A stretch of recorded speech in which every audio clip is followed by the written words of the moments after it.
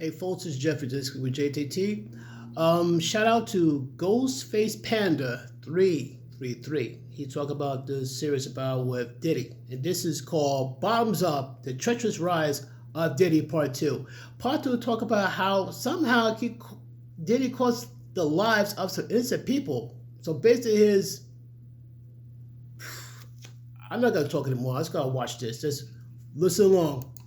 So at this point, Diddy's close relationship with Andre Harrell was starting to cause a lot of tension at Uptown Records. Nobody could understand why Harrell was playing favorites with Diddy so much and giving him opportunities that his peers had been in line for months. And of course, this would lead to the majority of his peers at Uptown really not liking him. Rumors about Diddy and Andre Harrell's relationship started to spread around the office. There was a lot more happening behind closed doors between Harrell and Diddy. But at the same time, Diddy was really starting to get a feel for the inner workings of the music industry and was granted the opportunity to work really closely with artists like Jodeci, Father MC, Heavy D, and a very talented up-and-coming R&B singer named Mary J. Blige. Something that really pissed off a lot of his peers at Uptown was when Diddy was given the opportunity to be in Stacey Lattisaw's music video for the song What You Need.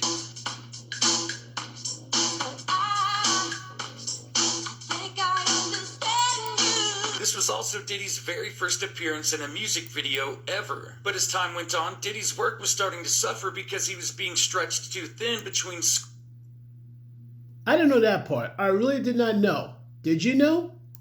School and working at Uptown Records. So on one trip from DC to Harlem, Andre Harrell once again offered Diddy a full-time position at the label. And this time Diddy would make a decision that caused ripple effects that still permeate through the music industry to this day and lead to the deaths of nearly 20 people and the ruining of countless lives. Not only would Diddy agree to drop out of school and work at Uptown Records full-time, but Andre Harrell would give him a permanent position as an A&R and vice president of the record label, which was something that once again infuriated his peers at Uptown Records. Now, one of the very first things Andre Harrell would get Diddy to do was organize massive parties. He knew Diddy had a lot of experience doing this at college, and Diddy fell into the role really quickly. And it was at these parties that Diddy would start to run with the rougher crowd. He would meet and befriend Alpo Martinez. Alpo Martinez had just recently Rich Porter, so being seen with Alpo was a huge deal for Diddy. Diddy was able to manipulate Alpo Martinez into becoming his friend by utilizing a lot of the tactics he had developed as a teenager to fit in.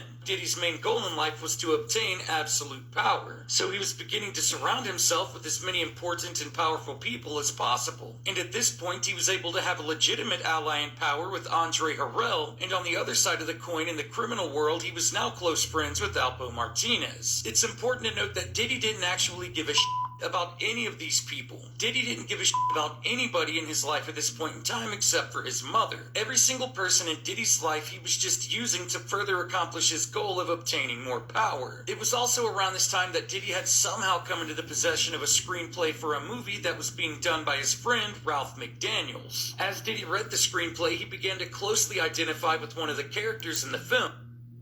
Ralph McDaniels. Why that name sounds familiar? Why does that name sound so familiar?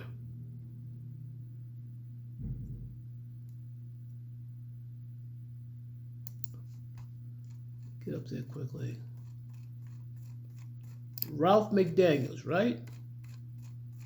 I know I heard that name. I know I heard that name before.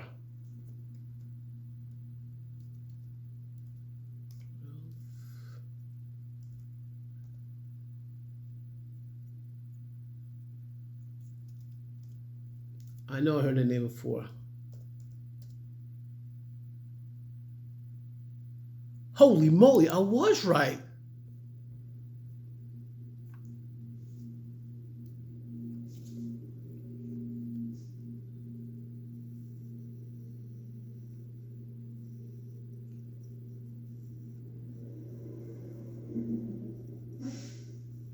Okay.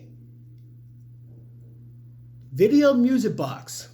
Video Music Box is an American music television program. The series is the first to feature hip-hop videos primarily. It was created in 1983 by Ralph McDaniels. Video Jukebox. I gotta keep that. I knew that name sounds familiar. I knew it. I knew I wasn't cracking up. I just knew it. Ralph McDaniels.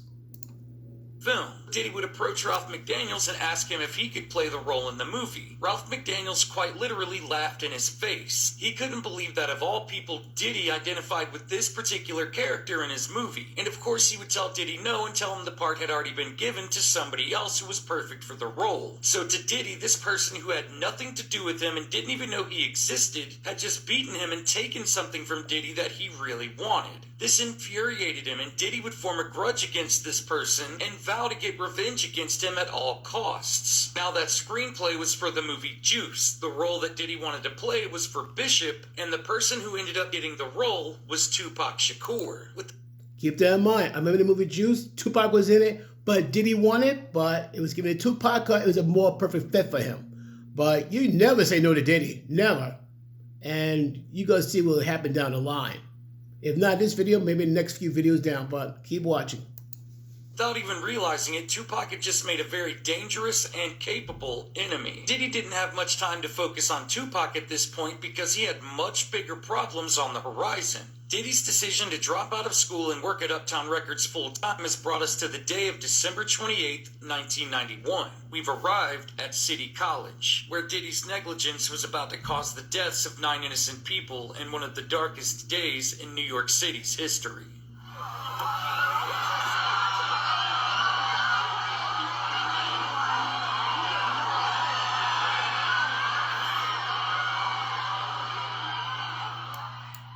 So at this point, I think I heard that news before, a while back. Now you know I gotta go to part 3 to find that out. This is like the ultimate cliffhanger, but folks, once again, I'm like, wow, that was like insane. That's totally nuts. So what are your thoughts on that, folks? What are your thoughts about the situations with Diddy? Leave your thoughts in the comments down below. Peace.